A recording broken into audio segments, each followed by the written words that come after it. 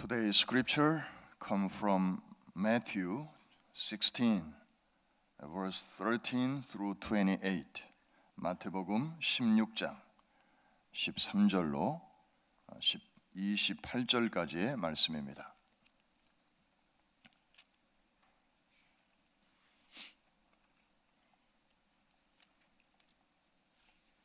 마태복음 16장 13절로 28절까지의 말씀.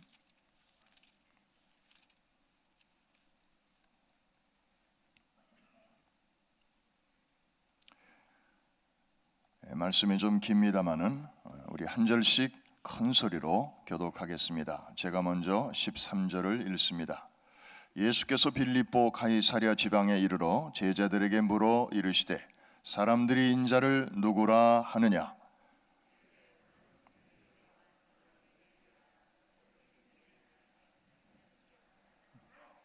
이르시되 너희는 나를 누구라 하느냐?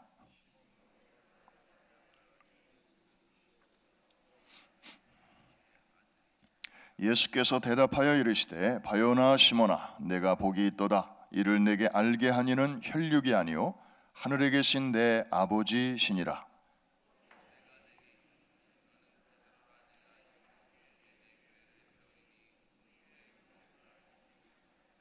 내가 천국 열쇠를 네게 주리니 네가 땅에서 무엇이든지 매면 하늘에서도 매일 것이요 네가 땅에서 무엇이든지 풀면 하늘에서도 풀리리라 하시고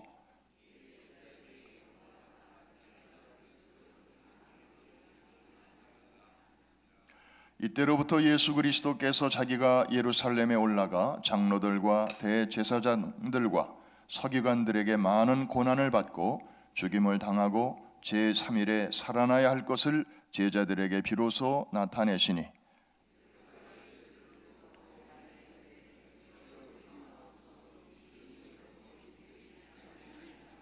예수께서 돌이키시며 베드로에게 이르시되 사탄아 내 뒤로 물러가라. 너는 나를 넘어지게 하는 자로다. 내가 하나님의 일을 생각하지 아니하고 도리어 사람의 일을 생각하는도다 하시고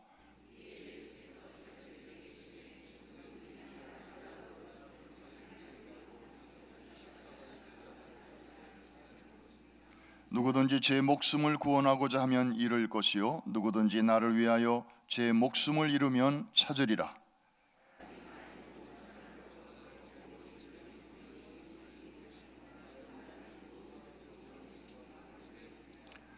인자가 아버지의 영광으로 그 천사들과 함께 오리니 그때 각 사람이 행한 대로 갚으리라. 진실로 너희에게 이르노니 여기 서 있는 사람 중에 죽기 전에 인자가 그 왕권을 가지고 오는 것을 볼 자들도 있느니라. 아멘. 나중에는 좀 정신이 없으니까 미리 한두 가지 광고의 말씀을 먼저 드립니다. 특별한 광고 부탁을 이렇게 올리셨네요. 부키나파소에 솔라 등을 보내기 위해서 만두를 만듭니다. 뭘 만들어요? 만두. 그래서 오늘 지하 식당에서 맛있게 아침 식사를 하신 후에 좀 시간이 되시는 분들은 잠깐 남아 주셔서 만두 빚는 것을 도와주시기를 부탁드립니다. 감사합니다. 이렇게 올리셨네요. 저 한 만두 빚을 줄 압니다 하시는 분들은 좀 남으셔서 1시간 혹은 2시간 좀 이렇게 시간을 같이 나눠주시면 금방 만드실 것 같습니다.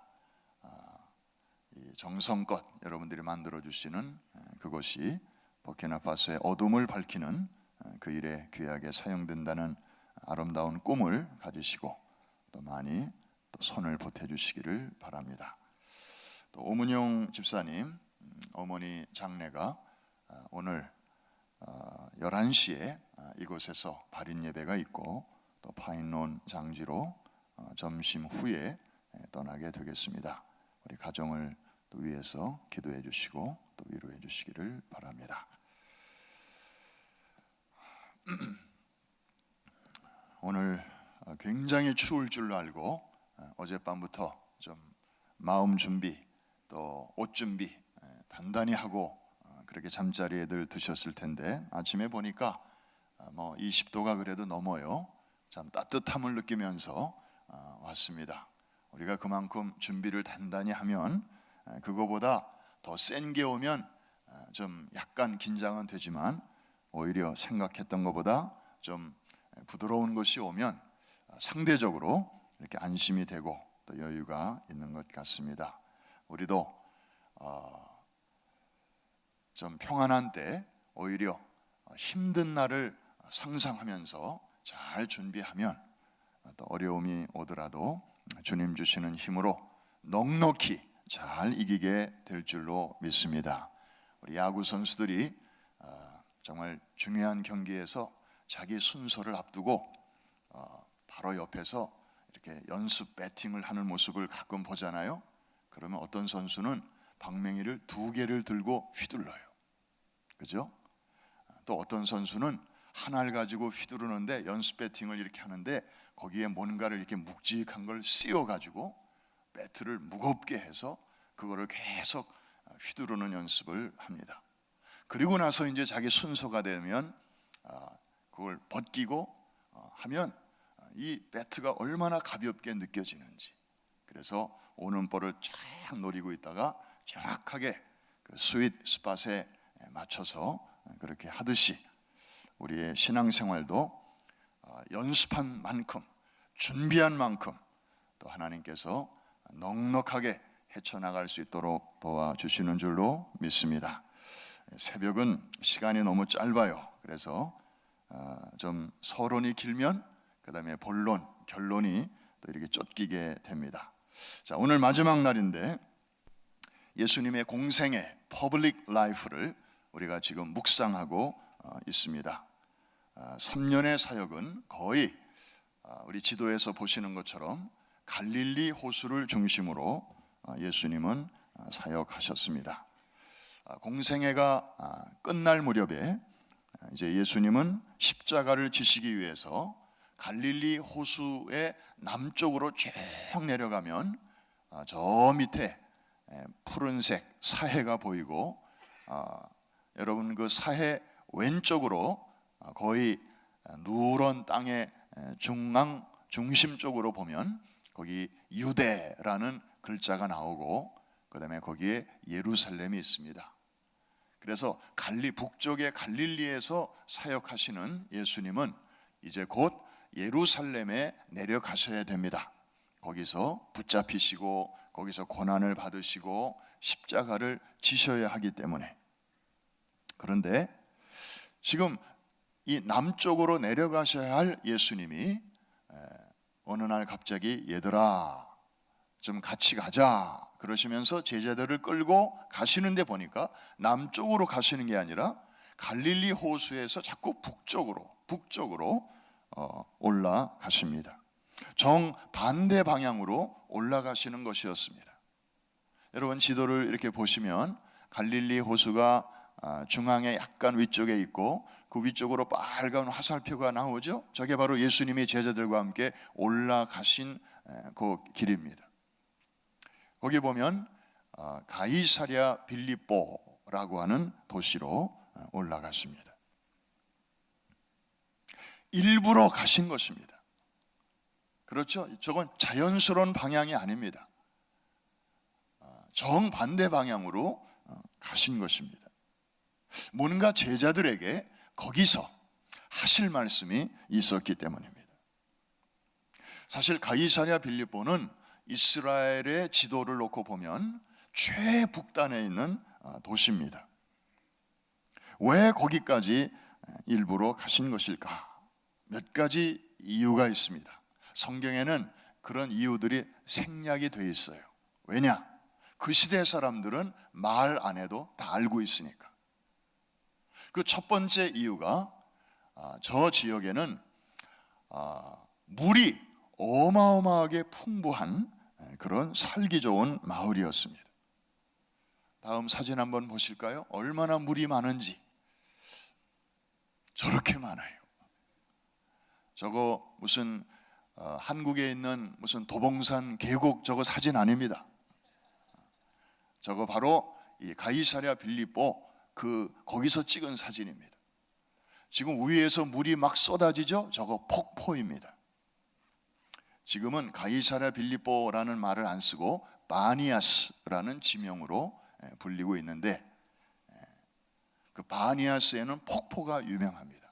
저 물들이 어디서부터 저렇게 콸콸콸콸 쏟아지는가 하면 헬몬산, 10,000피트 높이의 높은 산이 있는데, 거기에는 꼭대기에는 만년설이 덮여 있습니다. 여러분, 이스라엘 그 더운 나라에 만년설이 있어요. 헬몬산이 얼마나 높은지. 그러면 그 눈들이 1년 내내 조금씩 조금씩 이렇게 녹으면서 저렇게 폭포를 형성하는 것입니다. 게다가 밑에서는 또 지하수가 막 솟아오릅니다. 위에서 쏟아지죠, 밑에서 솟아오르죠. 그러니까 저 가이사랴 빌립보, 저 지역은 이스라엘에 있는 모든 도시 중에서 물이 제일 많이 나오는 곳이에요. 오죽하면 옛날에 여호수아 시대에 12지파가 가나안 땅을 정복한 다음에 지파별로 땅을 나누어 주는데요, 그 중에 애초에 분배받은 땅을 버려두고 저 북쪽에 물이 많은 바로 저 지방으로 자기들이 스스로 결정해가지고 하나님이 주신 땅을 버리고 자기들이 스스로 다른 땅으로 이사간 지파가 있었는데, 바로 저 지역으로 이사온 지파가 있었어요. 그러다가 나중에는 아수르의 공격을 받아서 제일 먼저 사라진 지파가 있는데, 어느 지파죠? 단지파예요. 한번 따라하십시다. 단지파. 그래서 이 단지파는 요한계시록 7장에 보면 마지막 날에 예수님 다시 오실 때 이제 회복되는 그 이스라엘의 지파들의 이름이 쭉 나오는데 거기도 빠져 있어요. 그러니까 단지파는 실종된 지파예요. 사라진 지파. 왜 그랬을까요? 하나님이 애초에 정해주신 그 땅, 아주 좋은 땅이었어요. 그 지중해 해변의 그 해안가, 아주 평평하고 쓸만한 땅도 좀 있고, 뭐 배를 타고 다른 나라로 가기도 좋고 아주 좋은 땅이었는데, 물이 부족하다는 이유, 혹은 주변에 블레셋이라고 하는 강한 나라가 바로 옆에 있어서 좀 부담스럽다는 이유, 또 인구에 비해서 땅이 좀 좁다는 이유 등등, 이런 익스큐즈를 앞세워서 그걸 등지고 바로 저 물 많은 저 지역으로 이사 갔다가 심판을 받은 거예요. 어느 한국의 정신 나간 신학자는 저 단지파가 사라진 게 아니고 그때 동으로 쭉쭉 와가지고 어느 민족의 시조가 됐는데, 그래서 그 바로 단군이 바로 그 단지파의 후예다. 단군. 그래서 한국 사람들의 피 속에는 유대인의 혈통이 흐르고 있다. 이따위 헛소리를 하는 신학자가 있습니다. 이런 얘기 여러분들이 잘 분별해야 돼요. 어떻게 보면 굉장히 기분 좋게 들리는 얘기인지 모르지만 성경을 알고 보는 사람은 이런 저주가 없습니다. 구원의 목록에서도 빠진 지파, 그게 우리 한국 사람이라면 오늘날과 같이 저렇게 교회가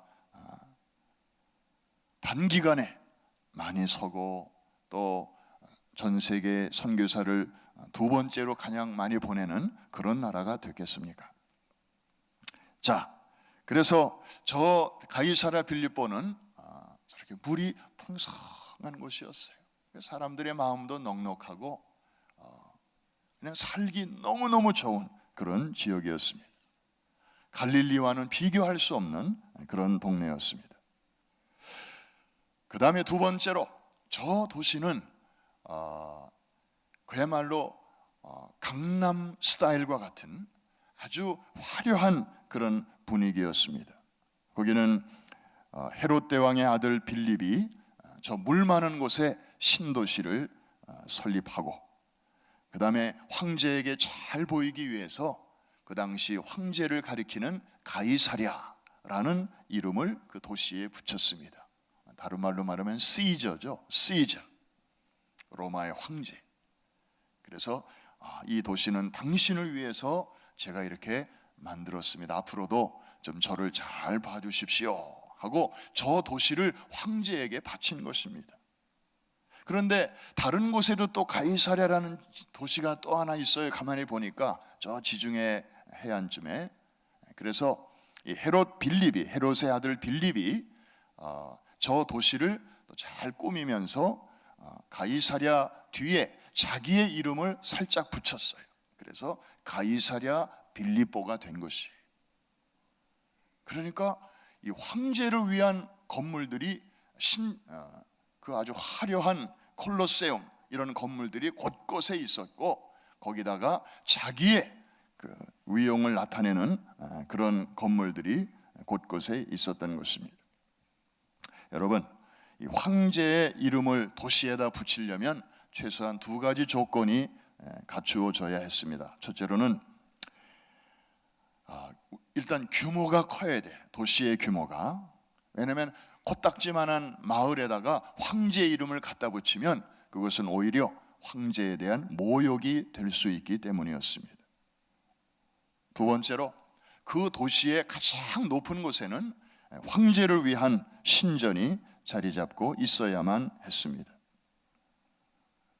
그래서 사진을 보시면 알겠지만 바로 저 도시는 옛날에 저런 기둥으로 이루어진 그런 황제를 위한 건물들이 곳곳에 많이 있었습니다. 지금은 저렇게 황성예터처럼 기둥의 한 부분만 댕그러니 남아있지만 한번 보십시오.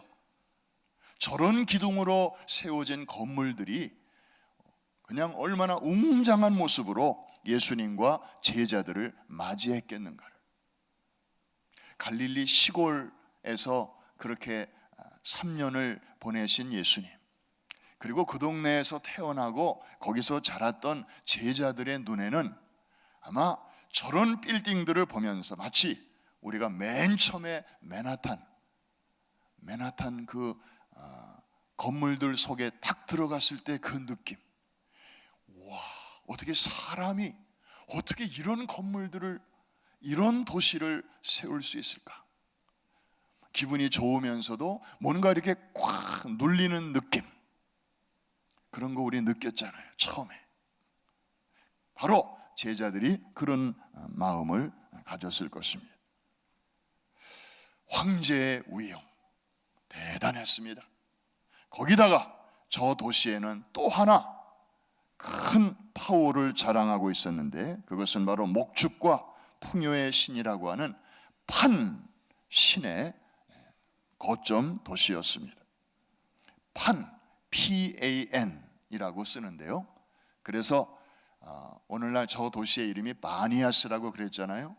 이 판에서 나온 말이에요. 근데 아랍 사람들은 이 P 발음을 못하기 때문에 B로 그렇게 발음해서 반, 그래서 거기서 바니아스가 나오는 것입니다. 풍요와 목축의 신, 상체는 사람인데 하체는 염소의 모습을 하고 있는 그런 아주 기이한 모습의 신을 저기 사람들이 섬겼어요. 그리고 곳곳에 그 판신의 신전을 이렇게 바위에다가 세워놨습니다. 여러분, 저 뒤에 절 배경을 보시면 중간중간에 이렇게 컴컴한 동굴 같은 데가 나오죠. 저기가 바로 옛날에 그 신을 섬기는 신전 자리예요. 거기 가보면 그 옛날에 정말 이 바위를 파내고 거기다가 그 신을 섬기는 제단을 만들고, 그리고 그 밑에 구덩이를 파서 염소를 때마다 그 구덩이에다 던져서 창자가 터져서 죽으면 풍년, 안 죽으면 흉년, 뭐 이런 식으로 점을 치는 그런 자리가 지금도 남아 있습니다. 여러분 보셨죠? 물이 저렇게 풍부하고 참 살기 좋은 도시, 그리고 곳곳에 로마 황제의 그런 파워가 느껴지는 그런 도시 분위기, 거기다가 자기들이 이렇게 잘 먹고 잘 살 수 있는 것은 바로 자기들이 섬기는 이 지역을 관장하는 판이라고 하는 그 신이 우리를 이렇게 도와주기 때문이다. 곳곳에 저 사진에서, 저거는 사진이 아니라 그림입니다. 사실 지금의 폐허 남은 것들을 가지고 상상해서 옛날에 저 도시가 저랬을 것이다 라고 복원시킨 그런 그림인데요. 보세요. 가운데 신전, 로마 황제를 위하는 신전과 함께 좌우 양편으로는 그 판신을 위한 그런 또 제단을 바위 절벽에 곳곳에 만들어서 수많은 사람들이 저곳에 와서 이제 황제를 칭송하고 그리고 신을 찬양하는 그런 도시예요. 저게 바로 가이사랴 빌립보였습니다. 하필이면 왜 예수님이 제자들을 데리시고 한 번도 가본 적이 없는 저곳으로 가셨을까요? 다가오는 십자가의 고난을 바로 앞두시고. 대답은 이제 서서히 밝혀지기 시작합니다. 예수님은 저곳에서 다른 것 묻지 아니하시고 너희는 나를 누구라 하느냐, 이 질문을 하셨어요. 이 질문을 물으러 저기까지 가신 것입니다. 왜 갈릴리에서 안 하시고 저기로 가셨을까요? 갈릴리에서는 예수님은 이미 셀레브리티, 유명인사가 되셨습니다. 수많은 사람들의 병을 고쳐주셨고 죽은 사람도 살려내셨고 귀신들을 쫓아내셨고, 그래서 이제는 나사렛 출신의 예수 그러면 사람들이 알만한 사람은 다 알아요. 그러니까 예수님을 쫓아다니는 수행하는 제자들은요 덩달아 신이 나는 거죠. 가는 곳마다 예수님 알아보고 환영하고, 아이고 예수님 오셨습니까? 아이고 환영합니다. 그러면 제자들은 옆에서 같이 어깨가 으쓱으쓱하는.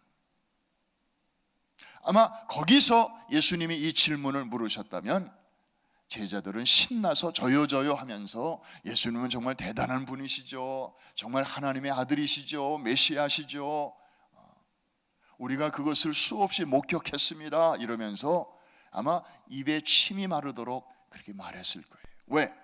갈릴리는 분위기가 그러니까. 그런데 저 가이사랴 빌립보 저기를 갔더니 예수님을 알아보는 사람이 한 사람도 없어요. 예수님도 처음 가보시는 도시고 제자들도 처음 가보는 마을이에요. 여기서는 썸바디였는데 저기서는 노바디. 그리고 저런 건물들을 배경으로 예수님이 딱 서셨는데 갈릴리에서는 그렇게 위대해 보이던 예수님이 저 도시에서는 왜 그렇게 조그맣게 보이시는지, 왜 이렇게 왜소하게 보이시는지, 왜 그렇게 초라하게 보이시는지. 오히려 저 황제를 위한 성전의 문지기, 거기서 보초 서는 그 군인보다도 이 풍기는 위용이 오히려 떨어지는,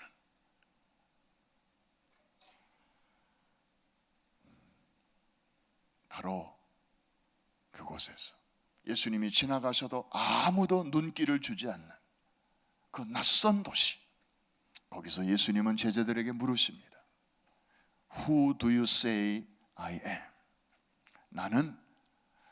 너희는 나를 누구라 하느냐? 나는 너에게 어떤 사람이냐? 제자들이 말을 못하고 있었어요.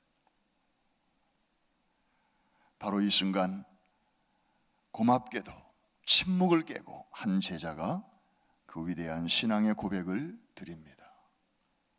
주는 그리스도시요 살아계신 하나님의 아들이십니다. 주님의 얼굴이 갑자기 환해지셨습니다. 그동안 얼굴이 너무 무거우셨었어요. 내가 3년 동안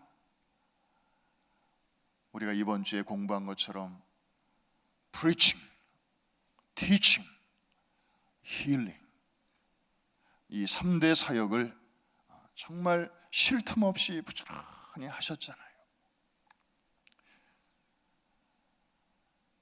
그리고 나서 이제 마지막 학기말 시험처럼 제자들에게 그것을 지금 묻고 계신데 이 학생들이 답을 제대로 못하고 있었어요. 그런데 베드로의 입을 통해서 이 아름다운 신앙의 고백이 터져 나올 때 주님은 너무 기쁘셨어요. 그 기쁘신 증거가 뭐냐 하면 평소에 하고 싶었지만 그 대답이 나오기 전에는 하실 수 없었던 그 다음 이야기, 예수님이 이제 고난을 받으실 것과 그리고 십자가의 죽음을 받으실 것과 그리고 부활하실 것과 그래서 우리의 구원을 이렇게 이루실 것을 그제서야 비로소 입을 열어서 오픈하셨습니다. 참 베드로가 고마워요. 우리를 대신해서 그 당시에 그 고백을 해줬기 때문입니다. 여러분, 거대한 황제의 신전이 뒤에 있었지만 그리고 그런 축복을 가져다주는 그 판신의 그런 신전들이 곳곳에 있었지만 그리고 신비한 분위기의 헬몬산에서 거기서부터 1년 내내 내려오는 물줄기가 물이 부족한 땅에서 사람들의 삶을 풍요롭게 만들어주고 있었지만